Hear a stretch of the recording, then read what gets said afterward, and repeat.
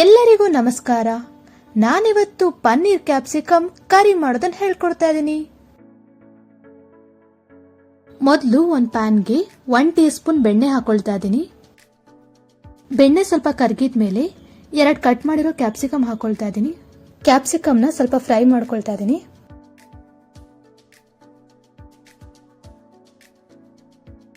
ಒಂದು cup paneer cubes ಹಾಕೊಳ್ತಾ ಇದ್ದೀನಿ.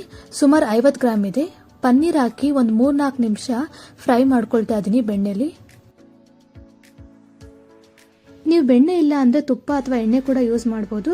ನಾನು ಬೆಣ್ಣೆ ಯೂಸ್ ಮಾಡಿದ್ರೆ ಟೇಸ್ಟ್ ಚೆನ್ನಾಗಿರುತ್ತೆ ಅಂತ ಬೆಣ್ಣೆ ಯೂಸ್ ಮಾಡಿದ್ದೀನಿ ಇಲ್ಲಿ. ಪನ್ನೀರ್ ಚೆನ್ನಾಗಿ ಫ್ರೈ ಆಗಿದೆ. ಇವಾಗ ಅದನ್ನ ಒಂದು ಬೌಲ್ಗೆ ತೆಗೆದಿಟ್ಕೊಳ್ತಾ ಇದ್ದೀನಿ.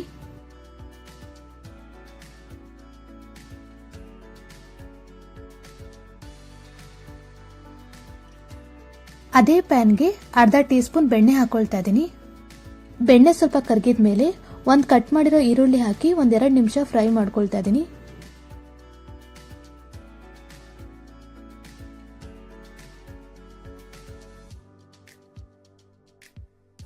ಅದಕ್ಕೆ 2 ಇಂಚ್ ಶುಂಠಿ, ಒಂದು 27 ಬೆಳ್ಳುಳ್ಳಿ ಎಸ್ಲು, ಒಂದು 5ರಿಂದ 6 ಗೋಡಂಬಿ ಪೀಸ್ ಹಾಕಿ ಫ್ರೈ ಮಾಡ್ಕೊಳ್ತಾ ಇದ್ದೀನಿ.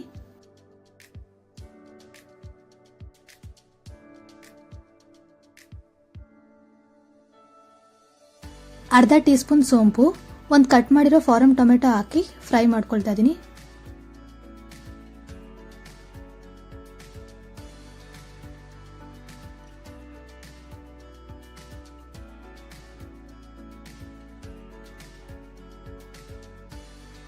ಖಾರಕ್ಕೆ 2 ಹಸಿಮೆಣಸಿನಕಾಯಿ ಹಾಕೊಳ್ತಾ ಇದ್ದೀನಿ.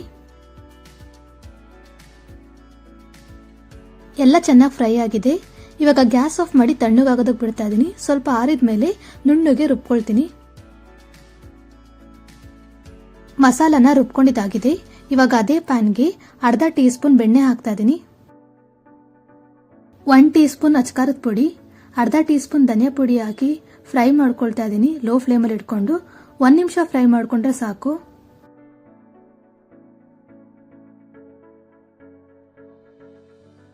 ಫ್ರೈ ಮಾಡ್ಕೊಂಡಿದ್ದಾದ್ಮೇಲೆ ನಾವು ರುಬ್ಬಿಟ್ಕೊಂಡಿರೋ ಮಸಾಲ ಹಾಕ್ತಾ ಇದ್ದೀನಿ. ಮಸಾಲ ಹಾಕಿ 1-2 ನಿಮಿಷ ಫ್ರೈ ಮಾಡ್ಕೊಳ್ತಾ ಇದ್ದೀನಿ.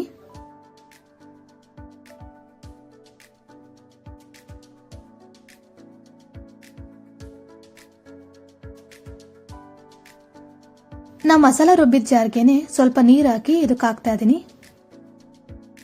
ನಿಮಗೆ ಗ್ರೇವಿ ಯಾವ ತರ ಬೇಕೋ ಅದನ್ನ ನೋಡ್ಕೊಂಡು ನೀರು ಹಾಕೊಳ್ಳಿ. ಇವಾಗ ರುಚಿಗೆ ತಕ್ಕಷ್ಟು ಉಪ್ಪು ಹಾಕಿ ಮಿಕ್ಸ್ ಮಾಡ್ಕೊಳ್ತಾ ಇದ್ದೀನಿ. ಮಸಾಲ ಕುದಿಯೋಕೆ ಶುರುವಾಗಿದೆ. ಇವಾಗ ನಾವು ಫ್ರೈ ಮಾಡ್ಕೊಂಡಿರೋ ಪನ್ನೀರ್ ಮತ್ತೆ ಕ್ಯಾಪ್ಸಿಕಮ್ ಹಾಕಿ ಮಿಕ್ಸ್ ಮಾಡ್ಕೊಳ್ತಾ ಇದ್ದೀನಿ.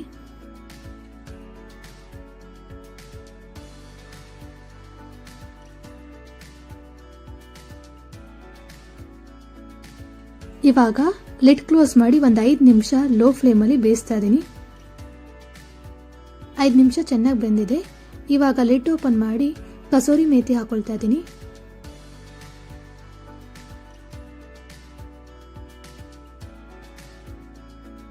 ಚೆನ್ನಾಗಿ ಮಿಕ್ಸ್ ಮಾಡಿಕೊಂಡು ಗ್ಯಾಸ್ ಆಫ್ ಮಾಡ್ಕೊಳ್ತಾ ಇದ್ದೀನಿ.